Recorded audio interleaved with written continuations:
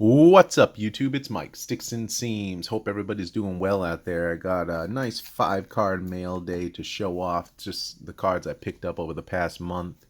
Um, Really, what I've been doing is organizing my custom Griffey case. I've shown in previous videos. One of my friends does carpentry, and I kind of spec'd something out, and he was able to bring it to life. And I am running out of room in it, which I always knew would happen. And he kept all the specs to build me another one, but it wasn't necessarily cheap because he did some really nice quality stuff on it. But I got my Zion cases, and I finally had my own custom labels designed, and I'll show those off in a excuse me, another video. But I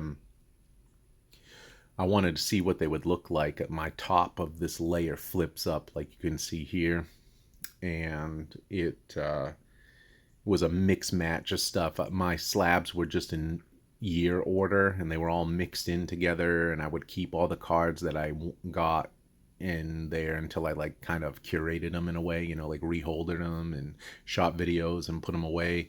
So I wanted to kind of clean that up and see what they would all look like on their own, which led me to another project. So I had 25 of the Zion One Touch cases there. I moved 25 cards from One Touches into those Zion cases and curated those all up. Put them all in their own row. They look fantastic. I actually really like them because they're so much more streamlined than the other slabs. So now I have all my PSAs together, all my Beckett, CSG, SGC, all of that type of thing. They're all together in their own groups, and it just looks super nice top down for uniformity.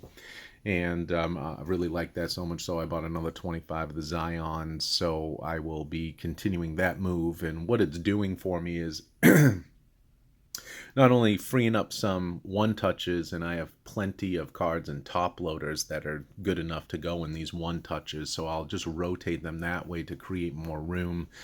The top deck is a flip up, and it's all graded. And I'm going to have to put overflow one touches in there. The first pop out drawer is all one touches, and the second pop out drawer is all top loaders.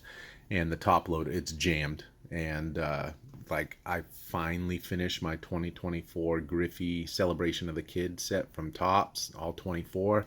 I don't even have room to put them in the top section, so I gotta start doing that. And the beauty of it all is I'm rediscovering some of my collection, right? I know pretty much what I have with Griffey, but those little one-off insert cards, and top loaders that I knew I probably had, but hadn't seen them since I bought them and top loaded them and put them away. So I'm just kind of, visiting that again and getting to experience all those cards again. Excuse me.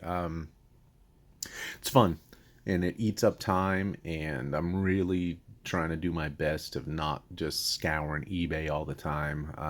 I fail miserably at that, but you know, it, I think I'm getting to a point with the Griffies, especially, that a lot of the cards that I want are just bigger cards. And if I'm going to do it, it's going to be like a 2 card a year purchase with a Griffey, just a bigger stuff, and really kind of just build that high end piece into the collection.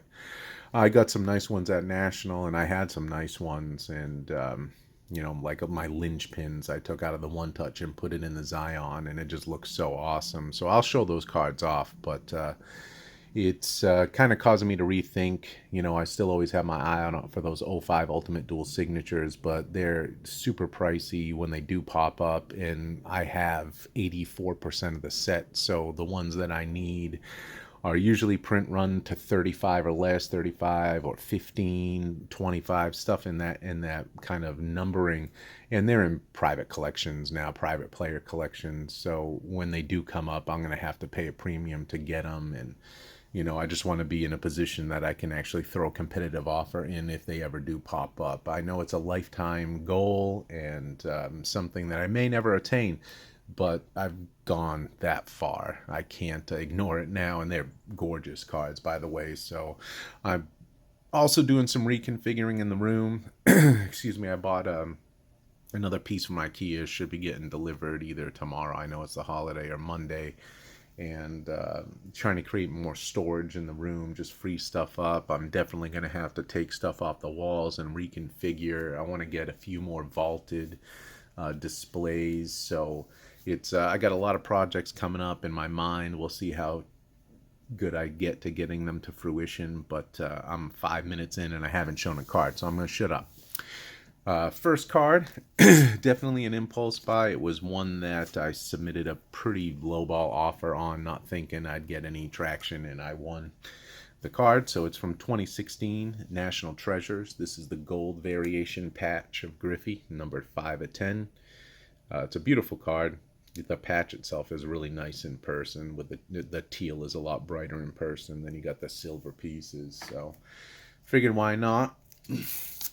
This other one is a card that I've known about forever, but I just never wanted to pull the trigger because I just didn't feel it was worth the price. And now I have it in hand, and I'm like, yeah, it's a really nice card.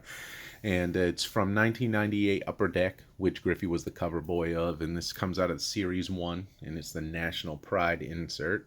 So you got that rainbow foil on top, the die cut. Beautiful card. This is what the back looks like. These are 1 in 23 packs, so you got one of Ox. Decent size set. But cool card. So now I got that Griffey, finally. Let's see what else.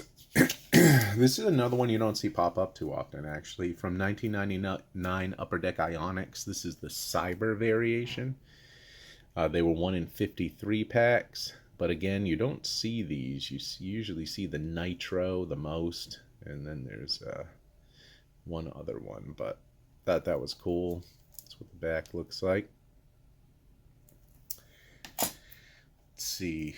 Figured I got to start getting some refractors. I do have some nice refractors, but I do not have a lot of the earlier refractors of Griffey. So this is from 2002 Bowman Chrome refractor here. Kind of see some of the refractorage. See the back. These are serial number to 500 down there. That's what the back looks like. But this was a really clean card, and a really you got to watch out for those refractor lines. Some of mine have refractor lines, and it bothers the hell out of me. But too expensive to upgrade, really. And last but not least, you'll see the little tongue slip there because this is from 4849 Leaf. And it is a Gene Hermansky in the old SGC. So for those of you who don't know anything about Gene Hermansky, he played his college ball at Seton Hall University and was in the military as well, but played with Jackie Robinson and the Brooklyn Dodgers. A little bit of a role player, outfielder type guy. Had a couple of decent seasons, but the reason why I collect his stuff is I had the pleasure of meeting him and spending some time with him over a period of 2 weeks. And we talked a lot about baseball, and incidentally, the most feared hitter and his favorite hitter of all time was Stan Musial. He said when he got up to bat and he made contact with the ball, it just sounded different than everybody else. So I always like to pay tribute to that time in my life where I got to meet him and talk to him. And if I can find some cool cards, it helps me buy some cool vintage cards as well. I like to pick them up, and it's cheap. That was $30. So, a 48, 49 Leaf, $30.